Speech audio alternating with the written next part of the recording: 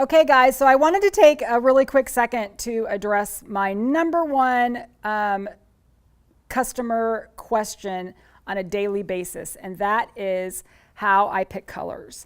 And so something to take into consideration is when you're painting pieces for yourself, you can pick whatever colors appeal to you for sure. And everybody has wild tastes or neutral tastes. Some people like white, some people like reds, and that is all fine and dandy. But when you're painting pieces to sell or painting pieces to put in a shop, you really got to try to steer towards the neutrals that will appear to masses, because while you can paint a buffet purple and someone will love that purple buffet, you've really cut out a big bulk of your clientele that don't like purple.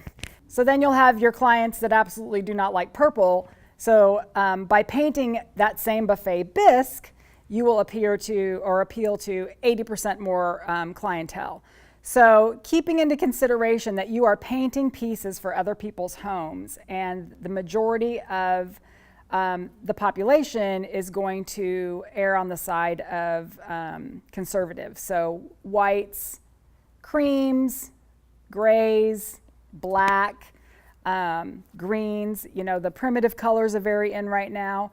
So not just picking your color choice, but it's also really important to stand back and kind of look at your piece and to make sure that the colors that you're choosing for the piece are going to suit that piece. And that's, I think, where the most difficult part comes out or comes off.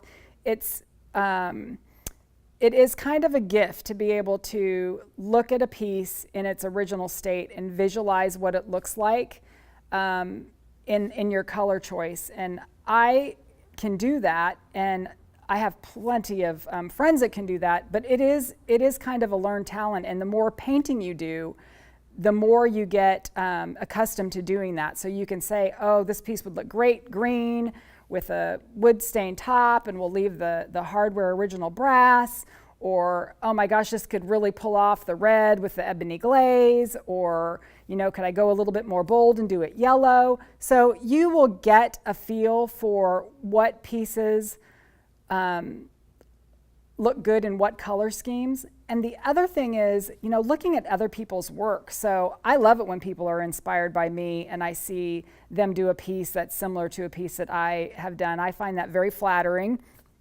And I think that by embracing other artists, we kind of learn from each other. So a color that I personally would not be drawn to, it makes me try it, and sometimes it just turns out absolutely to be one of the most beautiful things I've ever painted. So I do encourage you to, spread your wings a little bit, but not get too crazy. So by too crazy, here's what this is what I mean. So I've had a few clients who get all excited because they're going to start painting furniture, and of course I'm excited with them, and they pick up a dresser and they overthink all of the detail. So the dresser has little inserts on the drawers, and there's little knobby things on the feet, and they're wanting to paint everything on that dresser a different color or with a different technique. And there's very, very few environments where that's going to work.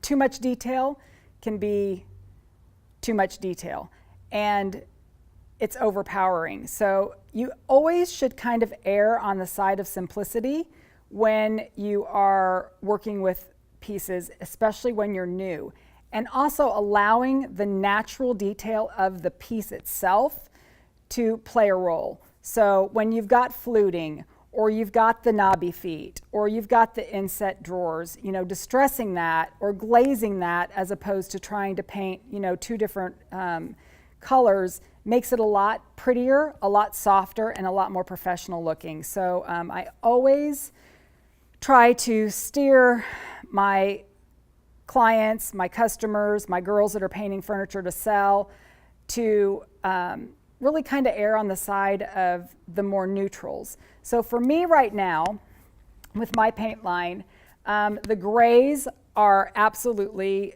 hot right now. So any of the gray tones, mine have a blue undertone, and then I also have a couple grays that have a brown undertone. So those are vastly different grays. And then Bisque, which is my cream, is always a huge seller. The whites, of course, you can never go wrong with white, especially while this shabby chic thing is still in full force. The blues are very popular right now, and the primitive colors. So the Golden Rule, the Forest, the Burlap, the Cranberry Bliss, the Jade, the Swiss Miss, all of those warmer colors are also very popular. And the glazing has really become quite the little sensation as well. That allows you to get some depth in your piece without distressing. So not everybody's into that distressed, shabby chic look, so you can still get some really good detail and some really good definition, antiquing look without distressing by using the glazes. And then the use of the wood stains being incorporated into the pieces now is also becoming very popular. So painting the dressers, leaving the drawer fronts wood, leaving the tops wood on tops of the buffets, just keeping some of that warmth of the natural wood in the pieces is also quite on the forefront right now. So, you know, I encourage you guys, when you're out shopping for colors, that you take a picture of your piece. If you're visiting one of my Pure Home Paint retail partners, they're always there to help you. They're all crazy talented, and I'm sure that they would be more than happy to help you pick colors. Keeping in mind that when you go, it would be very helpful if you had, you know, samples of your linens or, you know, your floor color, your wall color, so that they can really help you pick the right color for your piece. Thank you guys for joining me, and I would encourage you to follow us on social media. And also, if you would be interested in becoming a Pure Home Paint retail partner, please follow the link below and reach out to us. We'd love to have you on our team.